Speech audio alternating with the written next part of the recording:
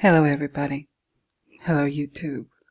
Hello art history enthusiasts and visual culture aficionados. It's me again, Miss M, and I'm back with yet another video. This time, what am I going to be talking about this time? We shall see. But before that, before I get into it, let me take care of a couple of church announcements. I don't know, and I don't think that this is going to be a paid promotion video, so we got that out the way right away. But I wanted to remind you, if you do like this video, or if you like my other videos or whatever, please don't forget to like, comment, subscribe, and share the video. If you know anybody who might be interested in this material. Alright, because you never know. As you can see, now YouTube doesn't let us hide our shame anymore. And we absolutely have no choice but to have the number of subscribers shown on the front page of our channel. So there it is. I've got 75. So whoever you are out there, all 75 of you, thank you. Thank you for subscribing and taking a chance. And you know, if you like what you see here, thank you for liking it. If you're subscribed because you don't like what you see and you just like to hate watch, thank you anyway. Thank you. I appreciate that too. But anyway, if you're a returning viewer, thank you so much for returning. If you're a new viewer, thank you for being new. Thank you for taking a chance and clicking on this video and seeing what's going on and so on and so forth.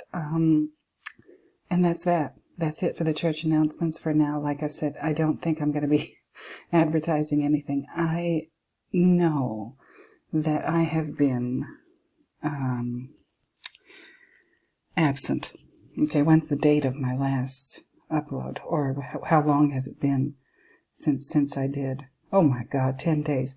That's not so bad. I've done worse. Okay, I've done way worse. And I'm hoping to get back into the groove of doing and uploading more videos, hopefully more than once a week.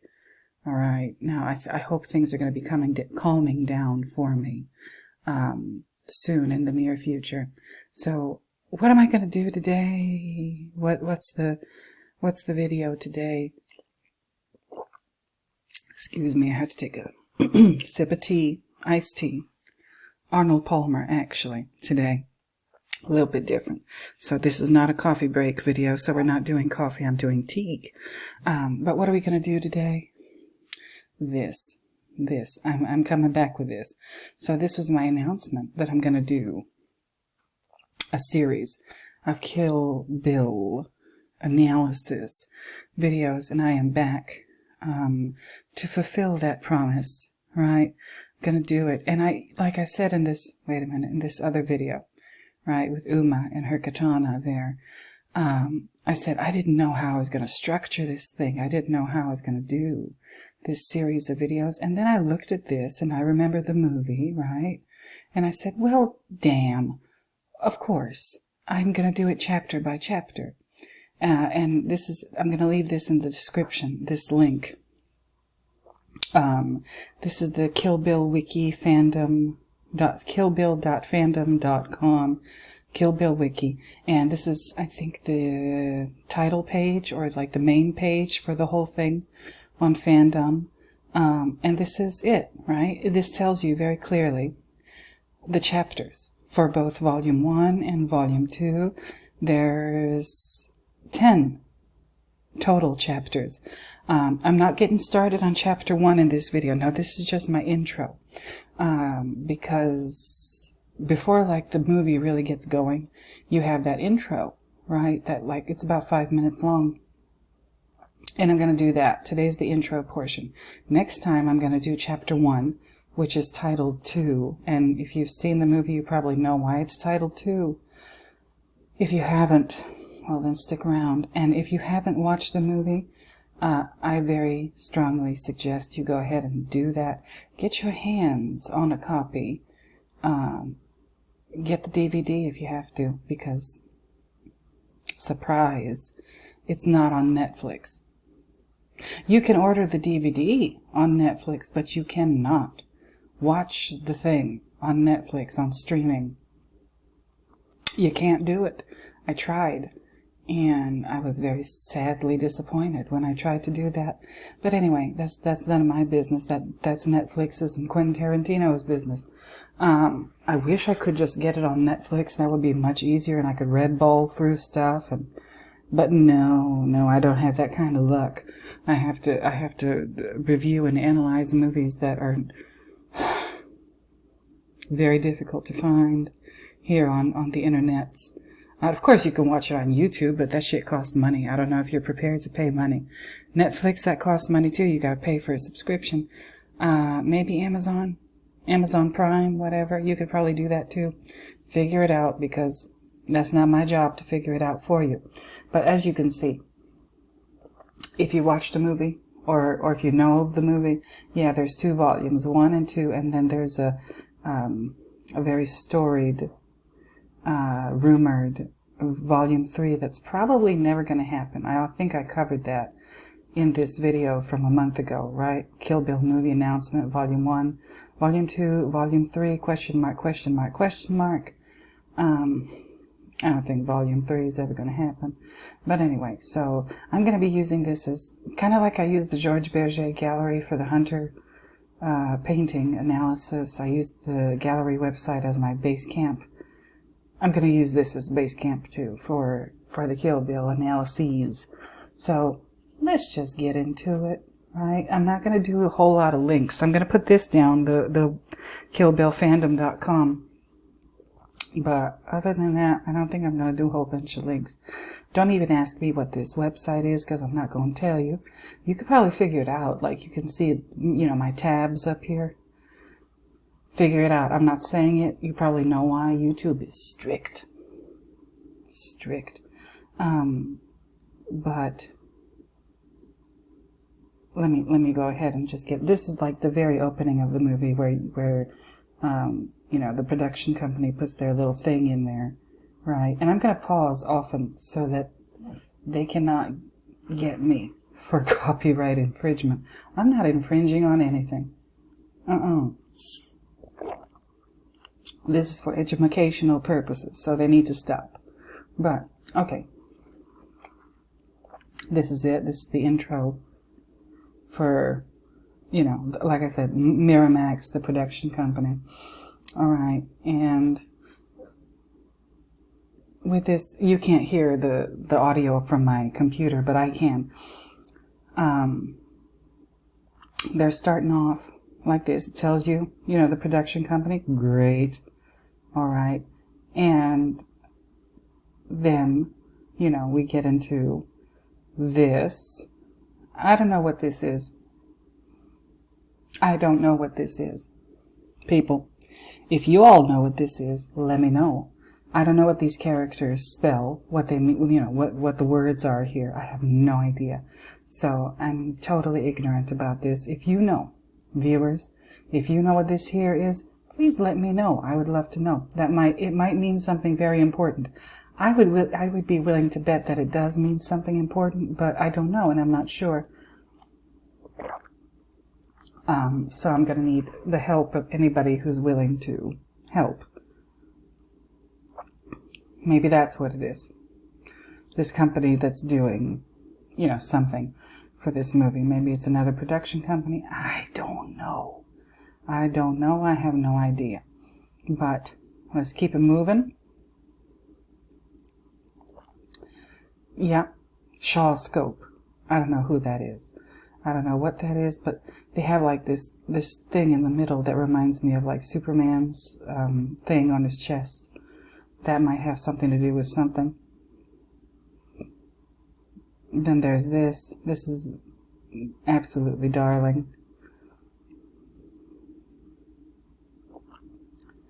Okay. Let me just, again, red balling. See? I tried. I totally tried. And it didn't work. I shouldn't have touched anything. But I might have to pause the video. And okay, so I basically just figured out what I'm going to have to do in order to do this correctly and avoid a copyright strike is I'm going to have to stop recording, get to the still that I want to talk about, and then stop recording again, and so on and so forth while I discuss this. So please bear with me. It's not going to be easy. Okay. All right. So here we are, right after that thing that says our featured presentation, which is the thumbnail for this video. Yep. We have this. We have complete blackness.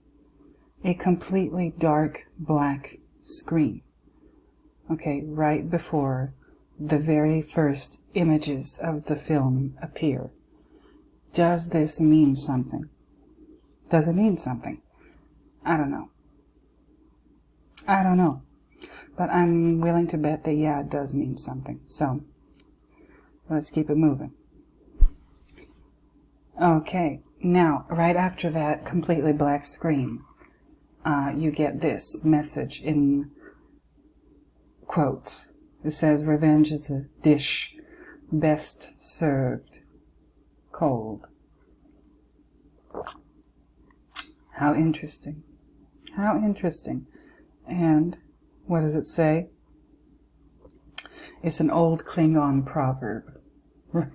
I didn't know that. I don't even know if that's true. I have to look that up. I don't know if that is true. I don't think it is, but even if, some Klingon character on Star Trek said that,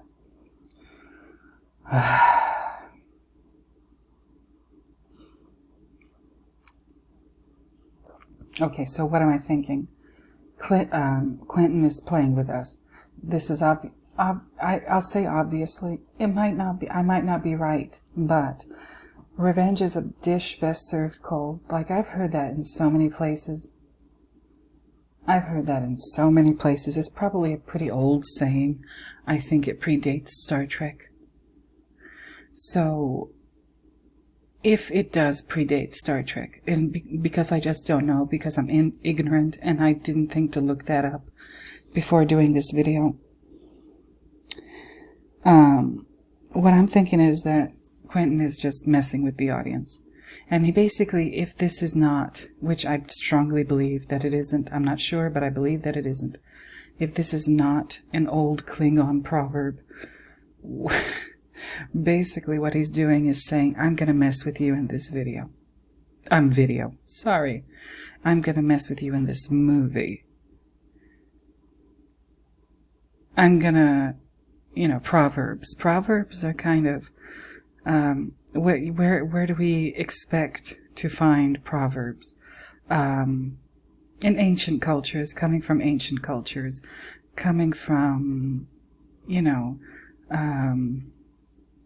I don't know, maybe like Confucianism, stuff like that. And can we trust those books? Can we? How do we know? Like you and me, us ordinary people who are not scholars, who specialize in that subject, like, do we even know whether or not what we're looking at is authentic or true or correct or accurate? We don't. We just take the book's word for it. They could be lying. That wouldn't surprise me at all. If sometimes you think that something comes from some ancient culture or some obscure thing that comes from some obscure culture, at least obscure to you or to us, and it doesn't. They just lied. They just totally lied. And how would we find out? But anyway, so that's, like I said, revenge is a dish best served cold. So what he's also telling us right away, right at the jump, is that this movie is about revenge? Or is it?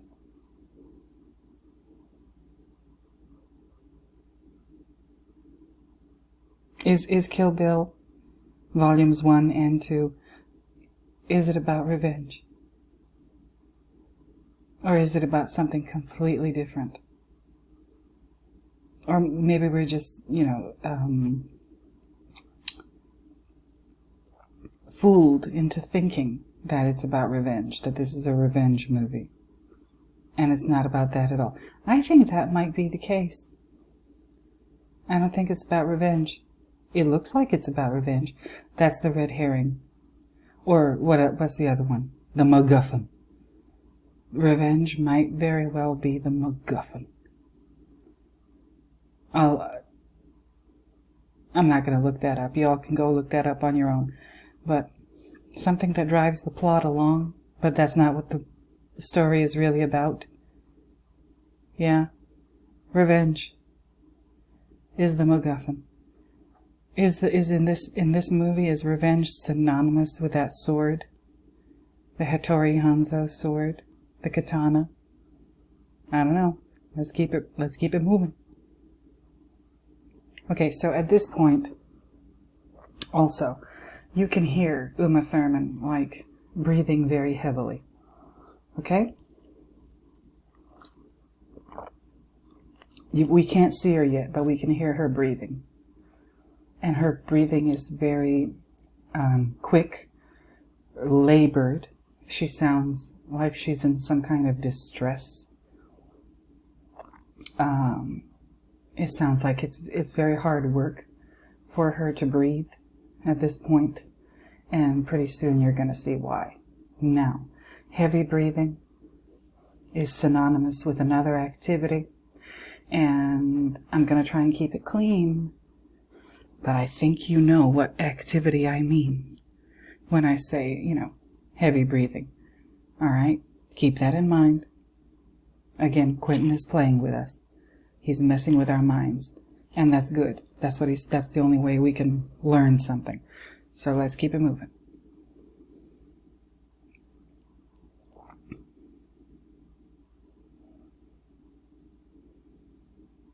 Come on. Okay, there she is. The bride. The bride. Right? And we call her that. Why? Because at one point in this story, she is a bride. Almost becomes a bride. She doesn't really, she's engaged to be married. And yeah, she's wearing her veil in this shot. And we'll see her again in the movie with this veil. And maybe that's why they call her the bride. But she doesn't go through with the process of getting married. I don't know if anybody ever noticed that. She's called the bride. But she doesn't really make it down the aisle. She just doesn't. She doesn't get to her wedding day. She isn't married. She doesn't get married, but they call it, that's one of her names, before her real name is revealed in this movie, the bride. Okay, cool. All right. Let me continue with this. And again, yeah, I'm worried about a copyright strike, but at the same time, I'm not monetized. So like a copyright strike, when they do that to you, they just make it so that you can't monetize your video. I'm not monetized anyway, so I don't know why they're like having, oh, Lord. Anyway, so let's keep it moving, right? And by the way, she looks terrible, doesn't she? You can see she's been beat up. There's blood coming out of her nose. There's blood all over her. And by the way, also, don't forget, this is in black and white. At several points in the movie, Quentin switches from color to black and white. And it's kind of hard to figure out why he does that. Like, gosh. You might say, well, he switches to black and white maybe because he's trying to show you that what you're looking at is something that happened in the past. That might be one thing. But another, I think the better reason why he switches to black and white is because he doesn't want the images to be too gruesome. Because look at her here. If she were in color in this part of the movie, this would look terrible. I mean, it already looks terrible, but it would be that much more terrible if it was full color, if you could see all that blood. It would be that much more disturbing. And I think I'm right about that.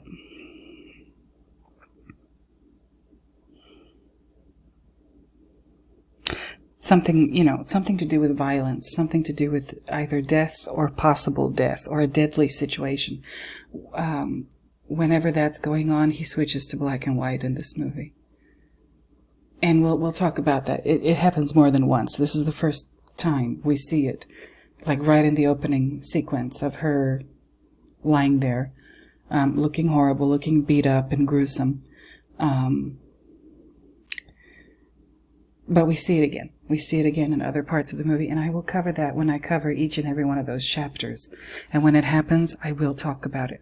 Something tells me that I'm going to have to do film stills just like I do with The Shining. But I'm going to get through this video today no matter what. So, let's go. And she's gasping and she's whimpering. And again, this is a bad situation. This is a very, very bad situation.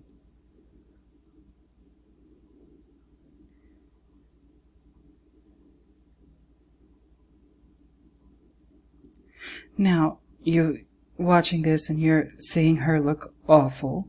And there's blood, as you can see, on her teeth or whatever that is. Maybe it's, I don't know, flesh, because a lot of people have been killed and maybe parts of their body have been splattered all over the place. And you hear her whimpering, breathing heavily. She's in distress, very obviously. And you hear footsteps coming. And you have, if you've already seen the movie, you already know whose footsteps those are. But you're about to see the foots making those footsteps. So hold on. There they are. There they are. Okay. Those are Bill's feet. Walking on that wooden plank floor. And he's wearing boots. He's wearing boots. I think cowboy boots. But I'm not sure, and I don't want to be wrong, but they are boots. Whether they're cowboy boots or not. Boots. You're going to see some boots in this movie. You're going to see a couple of characters wearing boots, and each time it means the same thing. War. Okay? Boots mean war. In general. There's probably, nuances and variations to that, but in general, when you see boots in artwork, especially when they're like prominently featured like this, yeah, there's something to do with warfare, battle, conflict, armed conflict. Yeah, that's what's going on.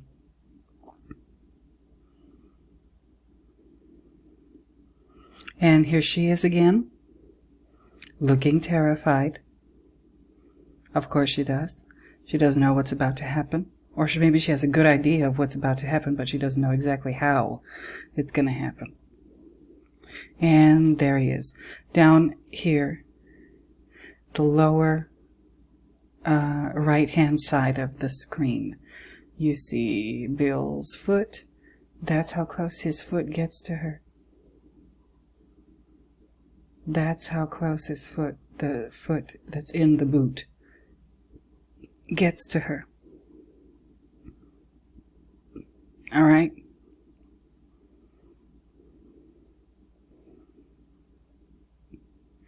She's looking up at him in this part. And she's again terrified.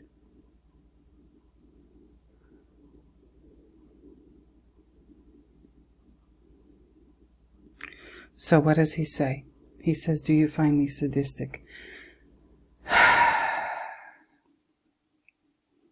And then he explains to her that she's wrong if she thinks that he's being sadistic, that he's actually being a masochist with what he's doing and what he's about to do to her.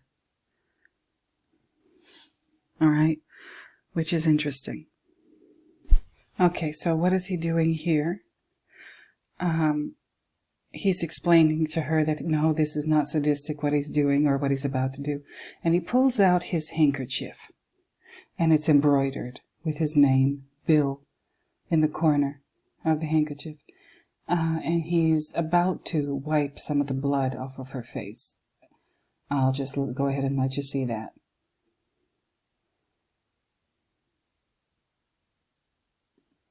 And he says that he bets that he could fry an egg on her head right now.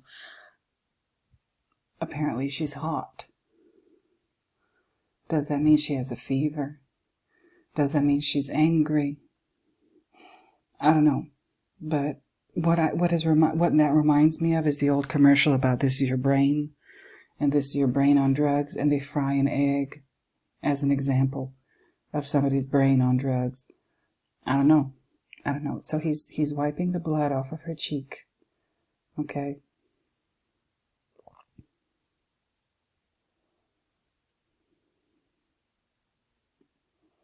Something isn't making sense here.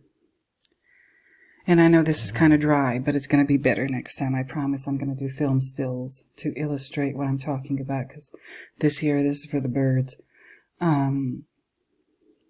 He's wiping the blood off of her face after ordering basically her assassination and having the members of the Deadly Viper assassination squad come in and cause all this bloodshed and damage and carnage. After all of that, he's wiping the blood off of her face with his hanky. This is weird. So what this tells me, I've watched this movie before, but I learn things every time I watch it again. Just like The Shining, just like Full Metal Jacket, just about everything I watch. Every time I see something new.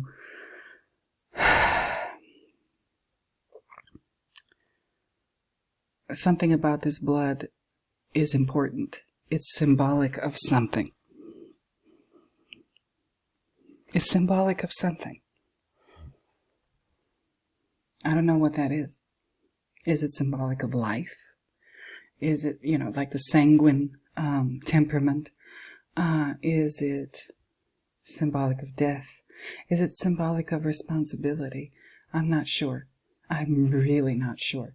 But he's wiping it away from her face, conspicuously.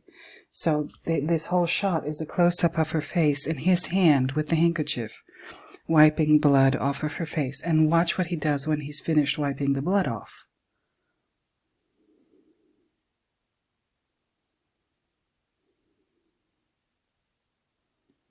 So he's telling her there's nothing sadistic about his actions. Okay.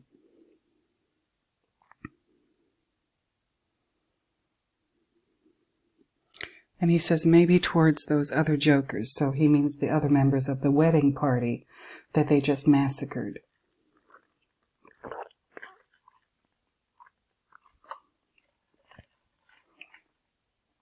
He calls those people jokers.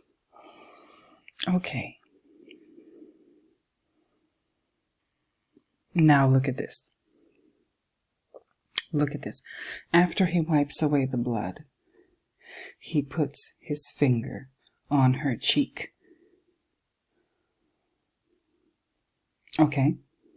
He puts his finger on her cheek in the spot that he just wiped blood away from. What is that telling me? Well, figurative language. He doesn't want blood on his hands. He doesn't want blood on his hands, which means he doesn't want the responsibility. He doesn't want to take, I guess, ownership of what he's doing or what he's ordered done to her and the other people that they've just killed. And he says he's not being sadistic, he's being masochistic, which means killing her hurts him. Interesting. Very interesting. Don't quite know what to think about that. Well, I kind of do. He sounds like a parent. This is a really perverted, warped way of saying that, but yeah, he sounds like a parent who says that to the child, you've brought this punishment upon yourself. And when, this is the old kind of cliche. When a parent spanks a child, they say, this is going to hurt me much more than it hurts you. Really? That's what this sounds like to me. Parents who are saying, I wouldn't spank you, I wouldn't punish you if you hadn't been a naughty child, and basically your behavior is what warranted this punishment that you're suffering now. That's basically what he's saying to her here. And he calls her kiddo. And those of us who have seen the movie all the way through, both volumes, know why he's calling her kiddo. But before you, in the movie, as you're watching it, before you find out why he's calling her kiddo, it sounds like he's just calling her kiddo because she's, to him, the age difference, compared to him, she is a kid. But never mind. See, he very conspicuously touches her cheek that has been wiped of blood. Okay, he doesn't want blood on his hands. He's saying, this is not my responsibility. You brought this on yourself with your behavior, and this is going to hurt me much more than it hurts you. Whew. Jesus. Okay, I've gone forward a little bit. I'm not going to show you the part where he blows her head off, or not head off, but I'm not going to show you the part where, like, the bullet meets her head, which they do show in this movie. And this is the part where he says, this is him at his most masochistic, which is, like I said, this is going to hurt me much more than it hurts you. All right, and right before he shoots her, he says, excuse me. Right before he shoots her, she says, Bill, it's your baby. Okay, so we know that, right? She says to him, Bill, it's your baby. You are the father. A la Maury Povich, right? Ooh.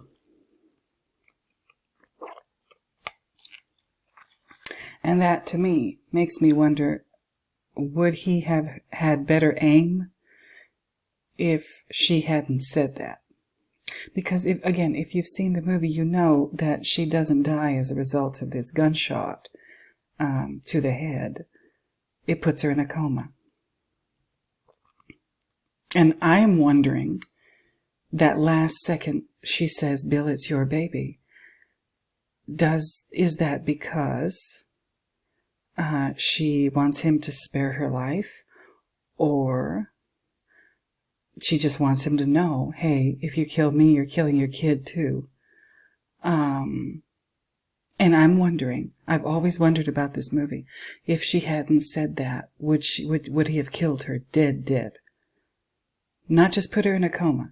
Maybe last second he did something, pointed the gun slightly off so that it would hurt her and, put her in a coma, but not kill her. Did he know what he was doing? Does he have such finely tuned reflexes and such a finely tuned trigger finger and aim? Is he that good? Does he know exactly how long to wait, or exactly how to move his gun to incapacitate somebody but not kill them? Put them in a coma but not kill them? I don't know. I just don't know. So that's that. That's this part of the movie. As you can see, we're barely at 2 minutes and something. Yeah, I'm not going to show you that part. Okay, I'm back. So he just did it, and the blood splatter, like I said, you can watch this on your own. And if you watch it and see it, you can see why it has to be in black and white. That would be terrible in color to watch. In black and white, it's much easier to watch it and deal with it, like mentally, psychically, emotionally. And right after he shoots her in the head, you get this, right? The fourth film by Quentin Tarantino. All right, cool. I don't know whether or not this really is his fourth film. It might be, you know. It very well might be, but it doesn't matter. Even if it is his fourth film or it isn't, he's putting the number 4 there for a reason. Not necessarily because it's his fourth film. I believe he's putting it there because, I don't know if you all have ever heard this, but the number 4 is basically like the number 13 to Japanese people. I think it's Japanese people. To them, the number 4 is very unlucky.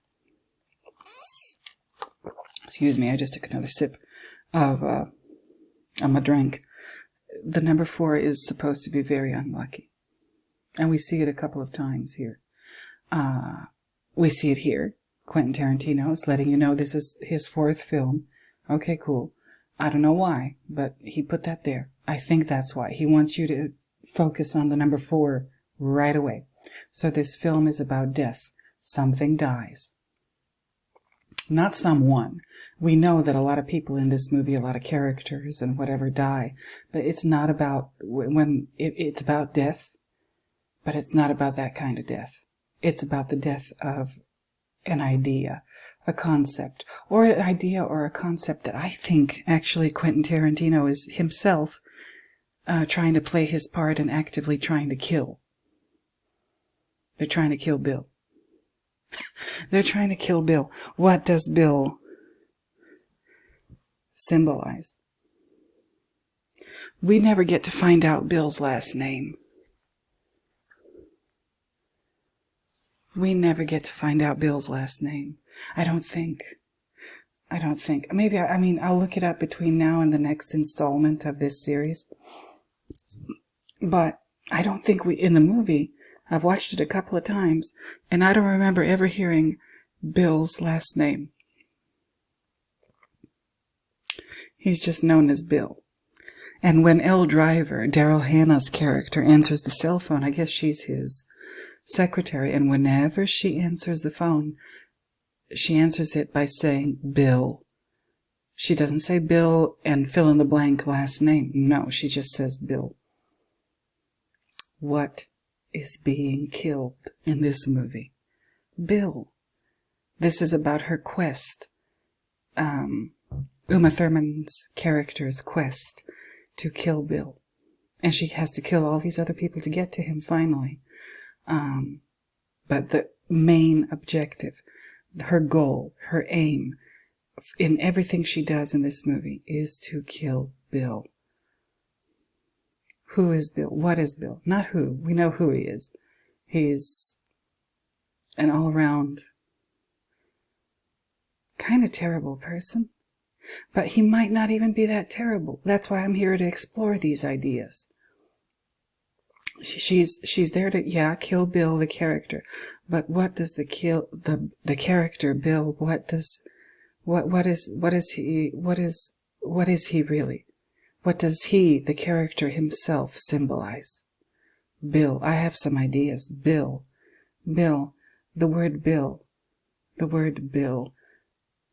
What does the word Bill usually come after? The word Bill, in many instances, comes after the word dollar.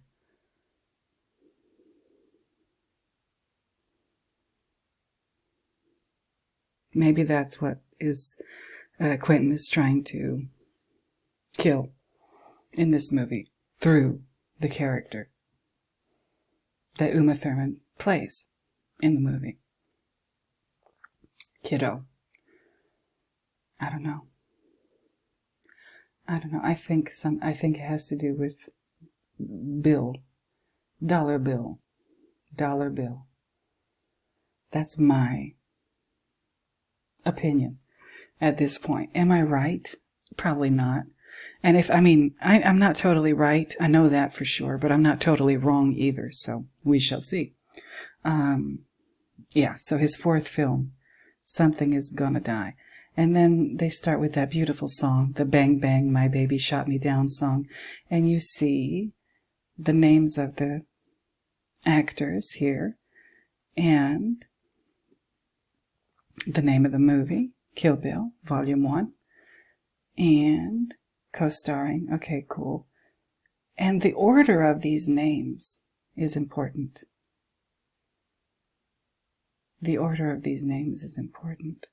Keep that in mind. I don't know whether or not I'll get into it, whether or not the order of the names that you're seeing and the characters that they play, why and how that's significant, but it is. So you see all these different names, right, of these people who play supporting characters in the movie in various scenes. At first we see Uma Thurman, she's number 1. And then as the Deadly Viper Assassination Squad, this is why I kept this up. Okay, now we get into the numbering, right? Number 1, Lucy Liu as Oren Ishii. Number 2, Vivica A. Fox as Vernita Green. Number 3, Michael Madsen as Bud. We don't know his last name either. He's Bill's brother.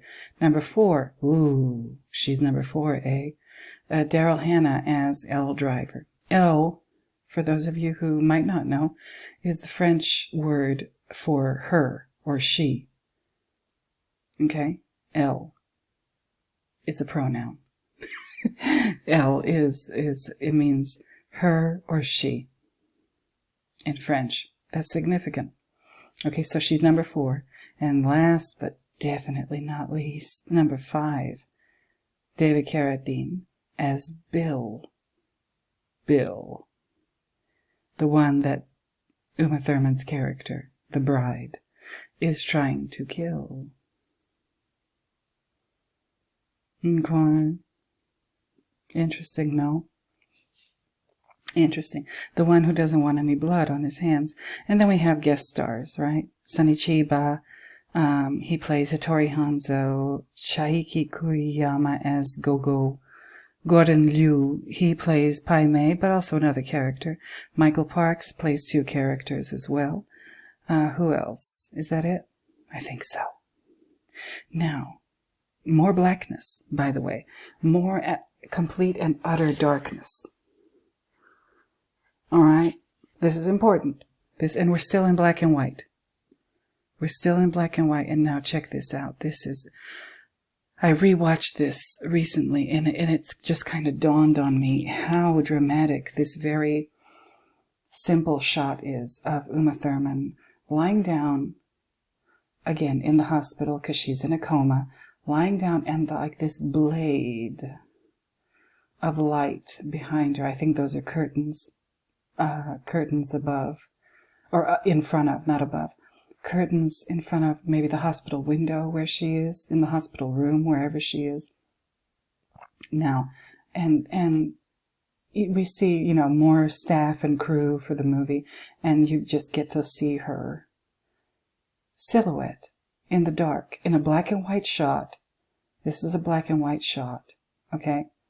And I won't go through. He devotes, when he's going through all of these names of the people, the cast and the crew and whoever, for this part of the intro to the movie, which is why I made a special intro video before I get into chapter 1. This is important. You see her profile, her silhouette, and then behind, like I said, this blade of light. Yes, I said blade, very similar to the Hattori Hanzo sword, is a very significant blade in this movie. And he spends like at least a minute of this movie just focusing on her silhouette, her profile in this shot. And I want to give you an idea as to why, what I think is going on. Now, I also want to just get this out the way. The ring on Bill's hand. This is a ring that actually did belong to David Carradine. I thought it was just part of his costume for the movie. No, this is really the turquoise ring here. Sorry, I took another sip of tea. Turquoise ring. I thought, because it's a black and white shot, I thought there was some kind of picture on the ring. I was wrong. It's just I guess, the geometric design of the pieces of turquoise. And I saw it while he was wiping her face with the handkerchief with the name Bill on it. And I said, oh, what's that? It's on his ring finger on his right hand. There's nothing on this finger. So this really was David Carradine's ring, and I wanted to take a closer look at it, and I said, is that an Egyptian design? No, it's not. It's basically this. But I said it's still worth looking at and mentioning, because later it changes. Later in the movie, like way later, like in volume 2, he has a different ring on this finger. And I thought that was noteworthy, and I wanted to bring that to your attention because this ring does change. Okay, so there's that. And again, back to this silhouette profile in the dark and black and white film. I want to show you what I think this reminds me of. This painting by Hans Holbein. Is it? Yeah, Hans Holbein the Younger. This was painted...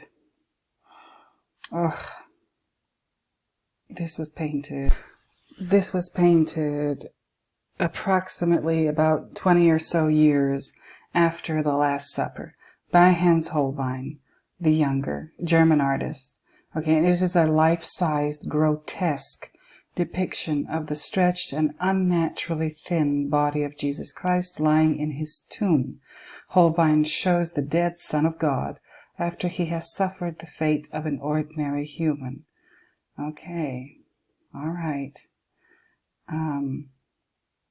This, to me, this is an extremely important painting. It probably wasn't meant to be a independent painting. It's probably was meant to be part of an altarpiece, or specifically the predella. What's the predella of an altarpiece? Yes, I brought the definition up so you can get a look at it. A predella is an Italian term for the long horizontal structure at the base or foot of an altarpiece. So it's underneath all the other stuff, as you can see here. It serves as kind of the base of the thing, both visually and structurally. So such structures are usually painted with narrative scenes which are related to or expand upon the subject in the larger images above. With this one, I don't know what it was supposed to be a predella to. I don't think they figured it out. If they have, they didn't tell me. So the painting is especially notable, as it says here, for its dramatic dimensions and the fact that Christ's face, hands, and feet, as well as the wounds in his torso, are depicted as realistic dead flesh in the early stages of putrefaction. His body is shown as long and emaciated, while eyes and mouth are left open. This is a lot. He's showing a realistic image of a dead person, a dead, emaciated person. Okay? Christ is shown with 3 visible wounds on his hand, side, and feet, discussing the artist's use of unflinching realism, which was not normal for this time in history. They tried to make everything very pretty back then. And this is notable for that, for its, like they say here, unflinching realism. Art historians Oscar Beichmann and Pascal Grenier noted that Christ raised an extended middle finger appears to reach towards the beholder, while his strands of hair look as if they are breaking through the surface of the painting. Above the body, angels holding instruments of the Passion bear an inscription in brush on paper inscribed with the Latin words Jesus Nazarenus Rex Juderum. So yeah, Jesus of Nazareth, King of the Jews. Okay. And then it shows you other depictions of Christ where they're kind of gruesome for this time period. I will show you other examples. His face is turning green. So are his hands and his feet. They're kind of turning green, black. I don't know whether he used an actual corpse as a model for this depiction, but it sure looks like it. What's interesting is Jesus, this is supposed to be an image of Jesus in his tomb, but Jesus is not wrapped in a shroud, which the story tells us that he was wrapped in a shroud. before he was placed in the tomb, but maybe I'm wrong about that too. Or maybe the sheet that he's lying on is meant to be his shroud. Maybe they're about to wrap him in it. I don't know. But also this is a very confined space, very similar to a coffin. It's supposed to look and feel claustrophobic to the viewer. Okay, so why am I showing you this? Because I believe that Quentin Tarantino took inspiration from this, both for this scene where, it looks very claustrophobic. Dark, claustrophobic. You can easily tell that it's Uma Thurman lying down and portraying Beatrix when she's, I just said her name, Kiddo, when she's in a coma for 4 years. She's in a coma for 4 years. Something's gonna die. Something is dying. Okay? But we're gonna see another coffin in this movie. So so he looks like he's in a coffin, and it looks way too realistic. It's like too much for people. There's this is what it looks like when an actual person is in the museum looking at it. So it's supposed to match the dimensions of a coffin and a person lying in a coffin. I don't know about that. Maybe people were a little bit shorter back then. I'm not sure. Okay, but there's this. Okay, and then there's this article. It's by The Guardian. This is from 2009. This is interesting. Okay. Hans Holbein's Dead Christ delivers a shock. The German artist's vision of death will scare and depress you, but it's well worth the pilgrimage to Basel. Okay? The dead man's grey face tilts towards you, stiff dry hair spilling over the stone block covered with a white shroud. Okay, cool, so it is a shroud. Beard pointing up at the low roof of the sealed box in which this corpse lies interred. Blackened feet lie close to the wall of the stone enclosure. The right hand teeters on the edge of the rumpled sheet. The body is naked except for a loincloth. Spiky bones and stringy muscles poke against the lifeless, collapsing skin. It is difficult contemplating Hans Holbein's The Body of the Dead Christ in the Tomb, 1521, in the Kunstmuseum Basel, to think of the object before you as a painting. It is a dead body that lies at eye level in the recess in the museum wall. Of course, you can see perfectly well that the recess is a three-dimensional illusion created by a painter, and yet even as you admire Holbein's skill in painting, you respond to the corpse not as a painted figure at all, but as a dead body. You behold nature's way with the human creature right here, right now. The painting is wide and low, the height and length of a coffin, and this is crucial to its disturbing effect. The claustrophobic shape gives Holbein enough space to create his meticulous perspective setting, but not enough to make mistakes or add distracting flourishes. The painted tomb serves purely to hold the body and display its shocking details. Dark blood caked on a wound made by a spear, the ridged hollowness of the rib cage, those small unseeing eyes. There is nothing Christ-like about this body, nothing to set it apart. It is anyone's corpse. Holbein presents it as naturally and clinically as a pathologist showing you an accident victim on a hospital mortuary slab. Few artists have ever exposed our fate more ruthlessly. Some art pilgrimages may seem scarcely worth the struggle. You see the masterpiece, but is it really that much greater in the flesh than in its reproductions?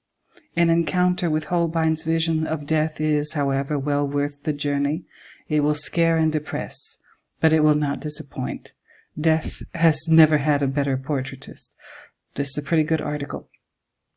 And they do a good job of showing you or describing what it's like to witness this thing in person. And again, I don't know if I'll put this in the description, the wiki for this thing. I probably won't. You can find it on your own if you're interested.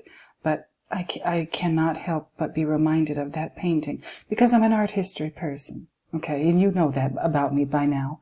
If you're one of my subscribers or if you've ever seen one of my videos, I'm an art history person. I'm a visual culture person. And when I see this, I immediately thought of that Holbein painting of Christ. It's supposed to be of Christ. And how do we know, those of you who don't know, how do we know it's a depiction of Jesus? The wound in the side. And the hands. This is from the spear. And I think probably his feet somewhere, I'm just having trouble locating it, are his stigmata wounds. So those are unique to Christ and Christ's story. So is Quentin saying that Uma and her character in this movie are a Christ-like figure who has sacrificed a lot in order to achieve whatever she is trying to achieve in her pursuit, in her journey to kill Bill? I don't know. But I'm going to try and find out. So like I said, I'm going to be doing this chapter by chapter. Next time, chapter 1, which is titled 2. And I'm not going to spoil it for you. I mean, if you've already seen the movie, you know what I'm going to be talking about, what you're going to see and what I'm going to be talking about.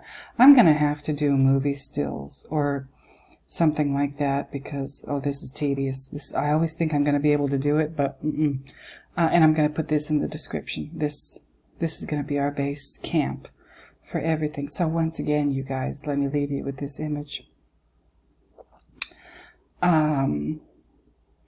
Once again, thank you for watching. If you're a subscriber, thank you for subscribing. I appreciate it so much. If you're a returning viewer, thank you for returning. If you're a new viewer, thank you for being new. Once again, don't forget to like, comment, subscribe if you like this stuff, and share if you know somebody else who might like it. I appreciate it so much, and I'm gonna go ahead and sign off now. Before I get to the 1 hour mark, I said to myself, this is going to be a 30-minute 30-minute video. No, it ain't. No, it ain't. It's going to be closer to an hour. So again, thank you. Thank you for watching. And until next time, until I do another installment of this or something else, I'll be back with yet another reason to talk at you, yet another reason to possibly ruin your mind. But until then, I'm going to go ahead and bid you bye-bye. So, bye-bye, everybody.